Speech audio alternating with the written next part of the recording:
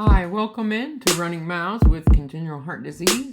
I'm your host, Josh, and this is episode 11. Today we're going to talk about what I did during the week, and then the 2-a-days, and how hard it was. We're also going to talk about my heart issues at birth, because I promised I'd say that, and then what I ate, and what's coming up this week. So let's start with Tuesday. Tuesday, went back out there and ran for an hour with the knee still hurting. Then on Wednesday, I worked out. Thursday, I rested. And then Friday and Saturday, I did my back-to-back days. And so the first day, I did 15 miles, which was Friday. And it hurt. My knee was hurt. But I pushed through. And then Saturday, I remember going out, and I wanted to get 25, but I did 21. But I mean, I think at mile 3 or 2, I was feeling the leg pain in my knee. And it's really hard to figure out, like, should I stop or should I keep going? Like, if I keep going, am I gonna rip something, tear something, really injure myself? So should I turn back home and just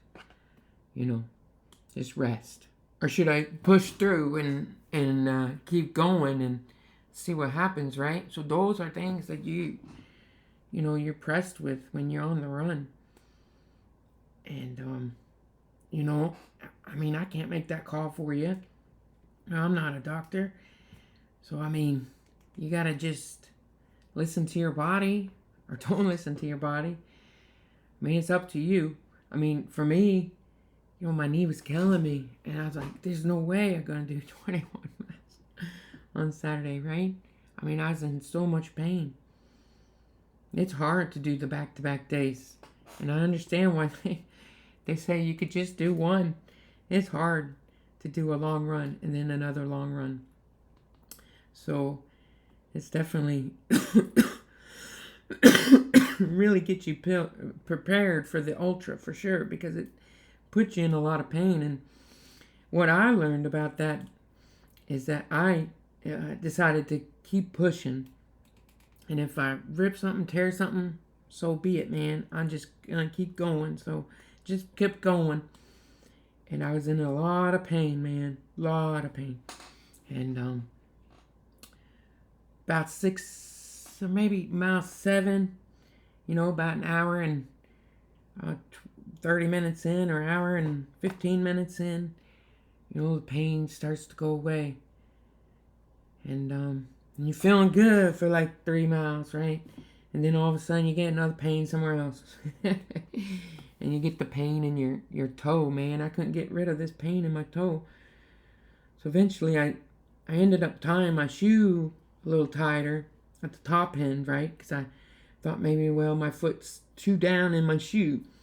So, but I also did something else. I put some socks at the top of my foot, where you tie your shoe. And I didn't create an injury doing that, and it actually felt really good. And that way it kept my foot from sliding in the shoe. So the big toe's not hitting the top of the shoe, which would, in fact, give me an injury for ingrown toenail. So I found that really helpful, and I might be doing that next time. So I think there's something you could buy for it, but I just put a sock there, and I laced it around my ankle, and then I tied my shoe, or a little tight around it, and it helped my foot from slipping forward.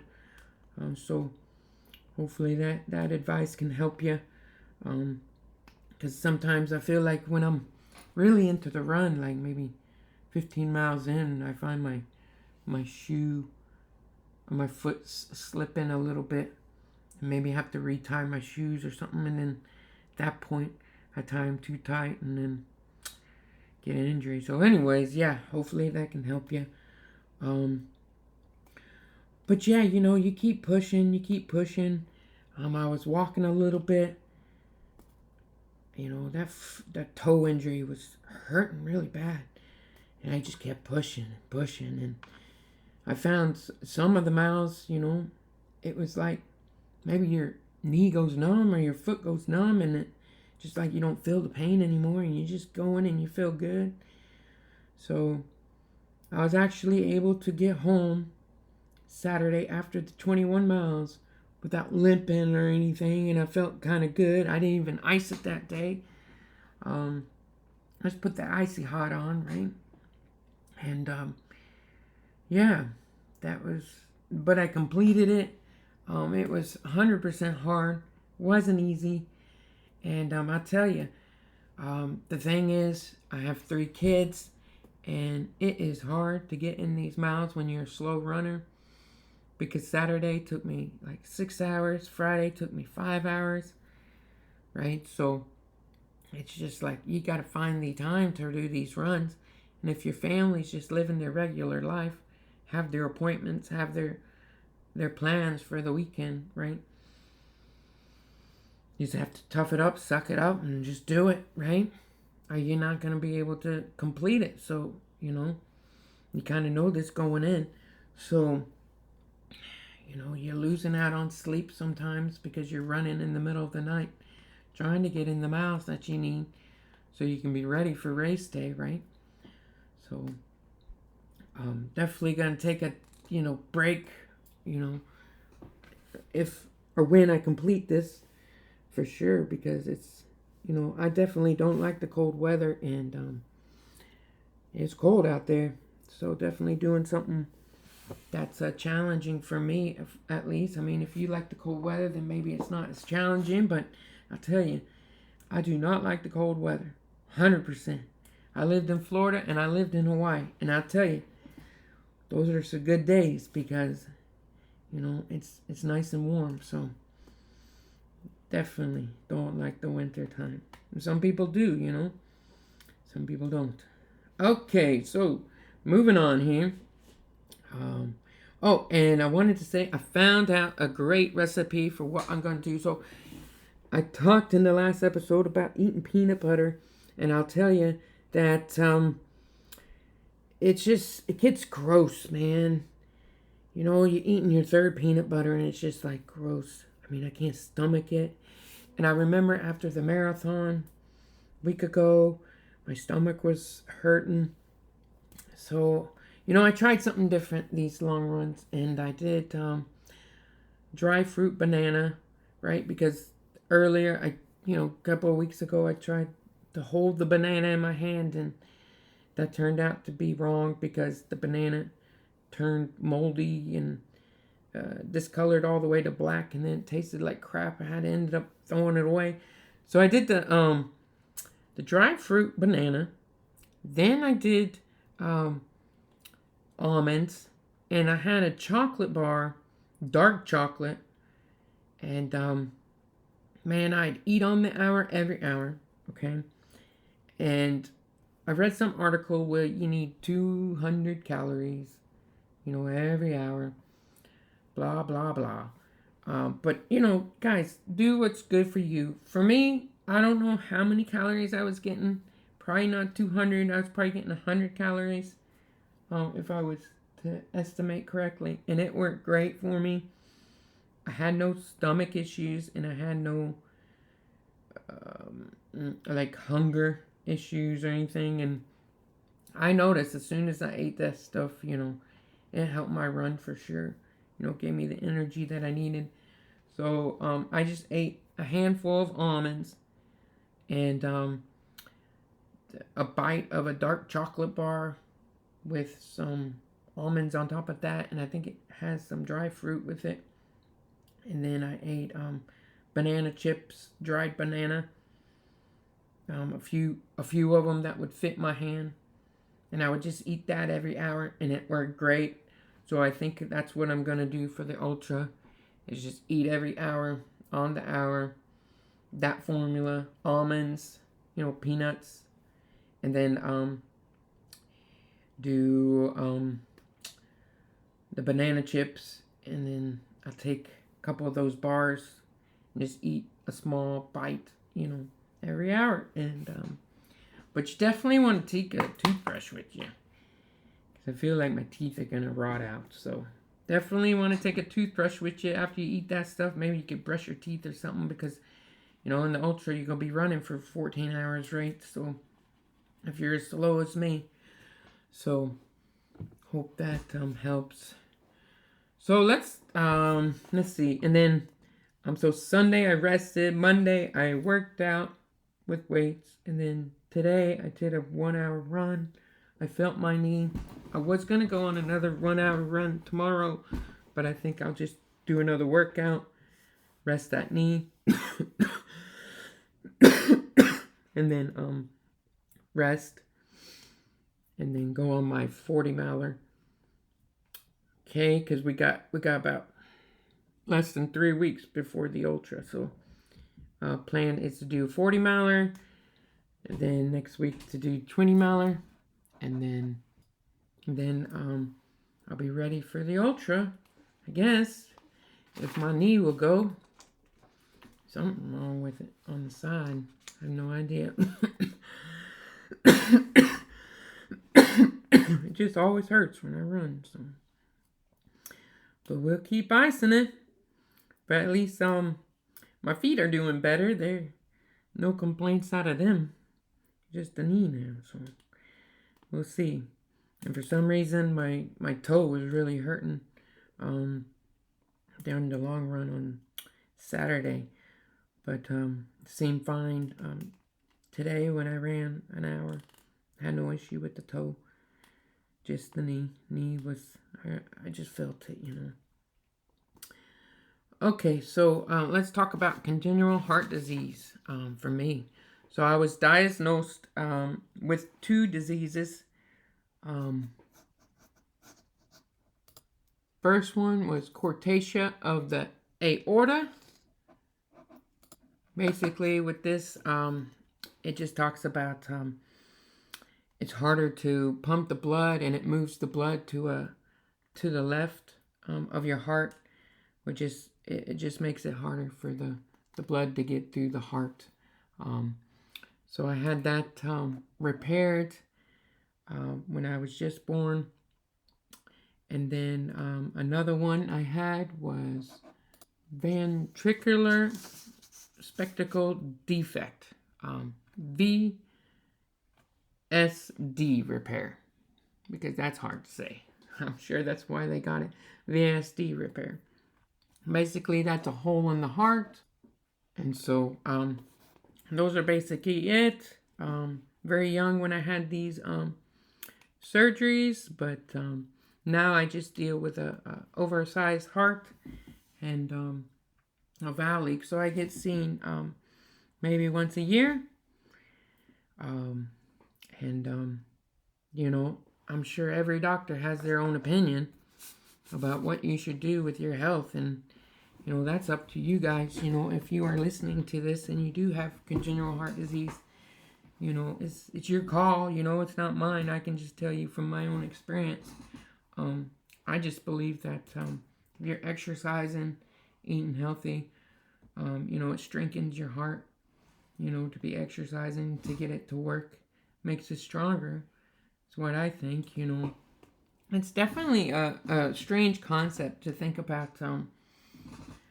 People be tired, right? People are tired, and then somebody could say to them, well, you should work out. If you work out, you won't be as tired. Well, that makes no sense. The average person will be like, no, that doesn't make any sense. So you're saying that I'll get energy if I work out, right? But I'm already tired. How can I work out if I'm this tired, right? So that makes no sense. But that's what it is. If you start to work out and you actually have more energy, which makes no sense. Looking at it at that perspective, it doesn't make sense. But it's true. You'll have more energy if you start to work out as if you don't work out. So I just believe it's that kind of concept. Maybe some cardiologists, they say, oh no, you need to rest, right? You need to sit down, take this medicine, right? This will help you, right? But what if working out, and pumping more blood in the heart will make the heart stronger, and then your heart will get healthier? So, I don't know what your cardiologist told you to do or whatnot. One of them told me to take medicine when I was 20, but I refused. I never did. Now, I'm not saying you should take medicine or not. It's all up to you and your doctor, who you're prescribing. But all I know is, yeah, I feel good. I don't feel like my heart is about to stop. I don't feel hurt or anything like that, right? Besides the knee. So I would say, though, let's see, I'm not as fast as a runner that I would like to be. Obviously, every runner would want to be faster, right? That goes without saying. But I think a rule of thumb, right, like people talk about, runners, is that you kind of running pretty good if you can talk to the other person while you're running, right? That's what they kind of say, which means you're not running as fast as you can, right? If you can talk and run comfortably. But I've never been able to do that. When I'm running my slow speed of 12 miles a minute, or 13 miles a minute, I can't talk to somebody. If I start to talk to somebody, then I have to start walking to catch my breath, right? Because I'm huffing and puffing at 12 minutes a mile. It's really hard for me at that speed. I'm running my fast speed at that speed. So yeah, at that speed I can't talk to somebody, which I think a normal person with a normal heart can do that. So yeah, I have to stop, catch my breath. So if I'm running with a buddy or something, I have to, if they want to talk, I have to start walking because I have to catch my breath because I can't walk. So I do find that I do have a little bit difference from my peers when it comes to running, as I'm a lot slower. I'm not able to talk and run. And and that could be because I'm not pumping enough blood through the heart when I'm running. So I kind of run at a pace that where, I feel comfortable.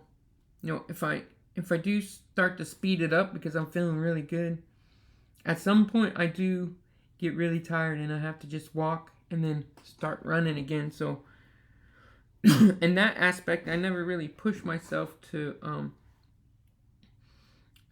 get out of breath to where I can't breathe because I'm running too fast or something like that. So I know to start walking when I can't catch my breath, and then I just start walking, take a deep breath, and then I'll keep going again. So definitely have a disadvantage, of that, not being able to run as fast. I'm a pretty healthy person. My BMI is excellent. I eat pretty good. I eat a lot of kale and spinach, and a lot of protein. So, yeah, I hope that answers some questions about the disease that I was diagnosed with. And hopefully, if you have some of those things, hopefully this can inspire you to complete, a 10K or, whatever you want to do. But I hope somebody listening doesn't get, hurt from this podcast. That would be not my intention. So just want you to listen to your body, listen to your doctors. They know more than me for sure. So make sure that you listen to your body And you know, that's what I would say. So, you know, if I was having heart problems, I wouldn't be running for sure. But my heart feels okay. I don't feel like my heart has any problems or anything. So hopefully, I think after the marathon is over, or not marathon, the ultra is over, I'm gonna take a little break, but not break from running, just these long runs, you know, just stick to my hour runs. So, or maybe 30-minute runs. You know, all you need to do really is just work out. Maybe 4 or 5 times a week, 20 minutes. That's it, man. And you'll be healthy. Don't have to run or work out for hours at the gym. I don't know whoever came up with that or why people think that. Yeah, all you need is 15, 20 minutes of some exercise, you know. Get out there, walk or run or lift some weights. So hopefully you'll be healthy and just eat good. It's hard to eat good in America, that's for sure. Fast food every corner. But at least the food's getting it more expensive, so it makes it harder to go get you fast food when it's higher price. Before, I think the food was so cheap that it was like, wait a minute, if I eat McDonald's, I actually save money from buying food from the grocery store. So it was like, well, why not go get it, right? But now the food at these fast food places are getting really expensive. Now it's like cheaper to buy groceries at the supermarket. So makes it easier not to eat all that junk food for sure. So but now I'm just ranting on. But yeah, if you're doing an ultra, you got to do that back-to-back days, man. I tried it 2 times, couldn't do it the first time, but I ended up doing it the second time. So I got one in, so that's good.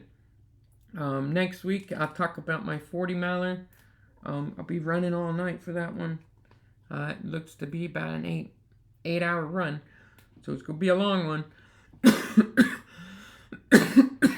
And yeah, hopefully I appreciate you guys tuning in, and I'll catch you on the next episode. All right, thank you.